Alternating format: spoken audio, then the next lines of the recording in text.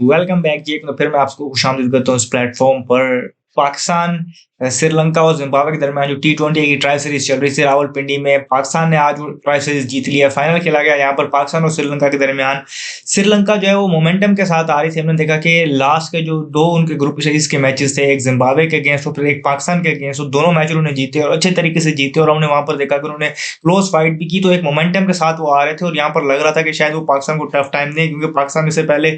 अच्छी क्रिकेट खेलता था। टी20 आई क्रिकेट हम देख रहे थे कि वो जीतता हुआ आ रहा था। आप ये देख रहे थे कि लेकिन वहाँ पर पाकिस्तान ने, जिसे कहते हैं कि पाकिस्तान पहले गेम से बाहर हुआ, फिर गेम में आया और फिर उसके बाद हमने देखा कि एट द एंड एक अच्छा ओवर किया चमीरा ने तो और श्रीलंका को मैच जिताया वो और उस तरीके से वो अपनी टीम को फाइनल में लेके आया और जिम्बाब्वे वहाँ से बाहर हो गई। तो हमने ये चीज़ देखी कि मोमेंटम था श्रीलंका के पास के अर्ली ऑन ट्राई सीरीज में स्ट्रगल करने के बाद उन्होंने 2 मैचेस जीते और फिर उन्होंने पाकिस्तान का मोमेंटम तोड़ा, जिन्होंने ट्राई सीरीज में पहले 3 मैच जीते हुए थे और आखिरी मैच उन्होंने हारा। तो इस तरीके से फाइनल हमारे सामने होने लगा था इन 2 टीमों के दरमियान। अब यहाँ पर आज श्रीलंका की अगर हम बात करें तो आज सबसे पहले पाकिस्तान ने यहाँ पर टॉस जीता और पाकिस्तान ने एज यूजुअल हम देखते हैं कि यूजुअली पाकिस्तान कर रहा होता है, काफ़ी अरसे से कि वो चेस को देख रहा होता है। तो पाकिस्तान ने अगेन पहले बॉलिंग का फैसला किया। अब यहाँ पर आप श्रीलंका को देखेंगे तो इस फैसले के बाद श्रीलंका ने गेम में एक टाइम पर अपनी गिरफ्त मजबूत की हुई थी, जहाँ पर आप पहले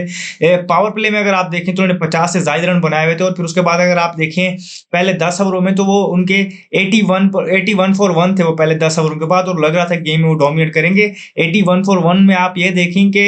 उनकी बैटिंग ने जिस तरीके से उनको वहाँ पर जिसे कहते हैं कि फ्लो करवाया और इस 81 में भी आप ये चीज़ देखेंगे इवन फास्ट बॉलर्स के भी जब वो बॉल को slower in the pitch mark कर रहे थे, कटर्स कर रहे थे, तो वो ग्रिप हो रहे थे सरफेस में और उसके अलावा लो भी रह रही थी बॉल जब स्पिनर्स बॉल कर रहे थे, तो उनकी चीज़ में ये माइंड थी, उनके माइंड में ये चीज़ थी कि पिच स्लो साइड पर और लेटर ऑन ये मजीद स्लो होगा और यहाँ पर बैटिंग मुश्किल होती जाएगी। ये चीज़ माइंड में रखते हुए और अहेड थे 10 ओवरों के बाद वो, तो इस चीज़ को माइंड में रखते और उस पे बिल्ड करते और 140 150 वाला टारगेट भी इवन वो देख लेते तो यहाँ पर वो बहुत बड़ा टोटल होना था। लेकिन वहाँ पर हमने देखा कि पाकिस्तानी स्पिनर्स अगेन गेम में आए, उन्होंने वहाँ पर जिसे कहते हैं स्ट्रैंगल किया श्रीलंकन बैटर्स को और फिर उसके बाद हमने देखा कि डॉट बॉल्स का प्रेशर श्रीलंकन बैटर्स ने इस तरीके से लिया कि वहाँ पर वो उनकी लास्ट की 9 विकेट्स हैं जो वो सिर्फ 30 रन पे गिरी और यहाँ पर पाकिस्तानी 3 स्पिनर्स अगर आप देखें तो साइम अयूब, अबरार और मोहम्मद नवाज, इन तीनों ने कंबाइन अगर आप देखें तो आप इन्होंने 7 विकेटें ली और यहाँ पे आप ये चीज़ भी माइंड में रखें कि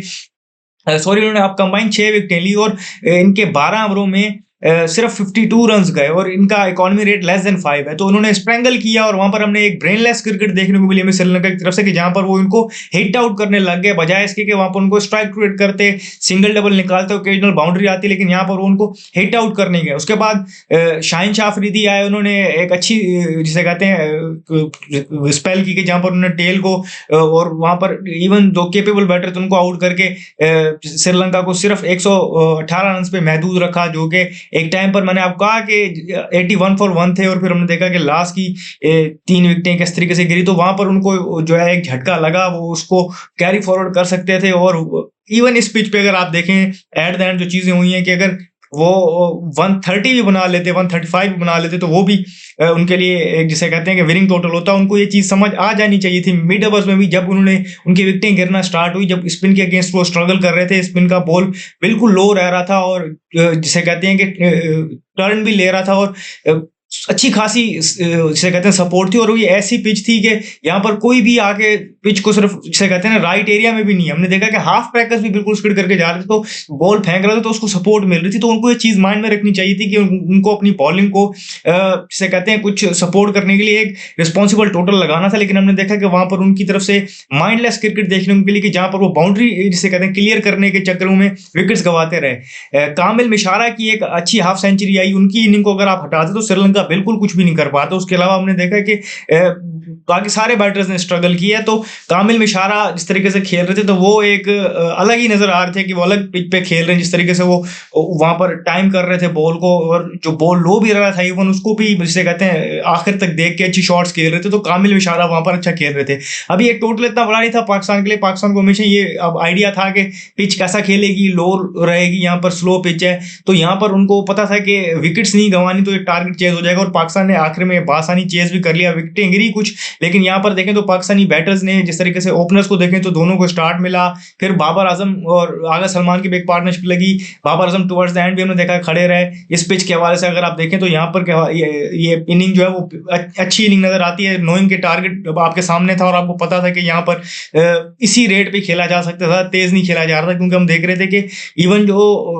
उनके पार्ट टाइम बॉलर्स थे जो इससे पहले बॉलिंग हमने उनको उतना नहीं करते देखा, जैसे कि रत्नायके हैं, उन्होंने हाफ ट्रैकर किए और वहां पर वो विकेट ले गए, और कहीं ना कहीं जो बॉल फंस के आ रहा था तो वो आपको सपोर्ट भी कर रहे थे आपके हाफ ट्रैकर्स के हवाले से। तो ये सारी चीजें थी। तो श्रीलंका ने बैटिंग में ही अगर आप देखें तो जो 30 रन पे उन्होंने अपनी 9 विकेटें गिरवा दी, वहीं से वो मैच हार गए और यहाँ से जिसे कहते हैं कि ट्राई सीरीज पाकिस्तान ने जीती। पाकिस्तान की बॉलिंग को बहरहाल जैसे क्रेडिट जाता है एक अच्छे स्टार्ट के बाद, और उनको भी पता था कि पिच जिस तरीके से, तो पाकिस्तान के बैक ऑफ माइंड होगा कि अगर 135 से ऊपर टोटल चला गया तो हमारे लिए मुश्किल होगा, लेकिन स्पिनर्स ने अगेन आके वहां पर स्ट्रैंगल किया और फिर बाद में हमने देखा कि हमारे पेसर्स ने आके टुवर्ड्स एंड विकेटें ली। तो इस तरीके से हमने देखा कि ऑलराउंड अच्छी पाकिस्तान की बॉलिंग परफॉर्मेंस थी। बैटिंग अगर आप ट्राई सीरीज से अगर आप ये चीज लेके जाना चाहें तो आपके लिए अभी भी मसले हैं कि बैटिंग पे कौन सी पोजीशन पे कौन खेलेगा, और बैटिंग लाइनअप के आपके पास मसले मसाइल मौजूद हैं। अपार्ट फ्रॉम दिस के हम ये सीरीज जीते हैं अभी तक वो वाली बात है, लेकिन गोइंग फॉरवर्ड क्योंकि अभी हमें कंफर्म नहीं है कि आगे हमारी क्या सीरीज आनी है और क्या, तो बहुत कम T20 आए और वर्ल्ड कप का हमारे सामने शेड्यूल भी अनाउंस हो गया, आपको बता भी चुके हैं। तो going forward into world cup batting line के भी हमें फाइन ट्यून करना पड़ेगा, और मोस्ट प्रोबेबली ऐसी ही सर्फिस जो आज हमें यहाँ पिंडी में देखने को मिली है वहां भी आपको शायद ऐसी सर्फिस देखने को मिलेगी, ऐसे थोड़ी सी बेहतर आप कर लें 135 140 वाली, तो वहां पर आपको ये चीज देखनी पड़ेगी, स्पिन के अगेंस्ट स्ट्राइक रोटेशन और फिर ओकेजनल बाउंड्रीज और पावर प्ले को कैपिटलाइज करना, ये सारी चीजें वहां पर आपको बैटिंग में ये चीजें हेल्प करेंगी। लेकिन अभी बॉटम लाइन ये है कि ट्राई नेशन सीरीज पाकिस्तान ने T20 जीत ली और से कहते हैं 6 विकेट से पाकिस्तान ने यहाँ पर फाइनल में विक्ट्री हासिल की और ट्राई नेशन सीरीज अपने नाम की। जो भी फर्दर अपडेट्स होंगी हम यहाँ आपको देंगे। इस वीडियो में फिलहाल इतना ही, मुझे दीजिए इजाजत, शुक्रिया, अल्लाह हाफिज।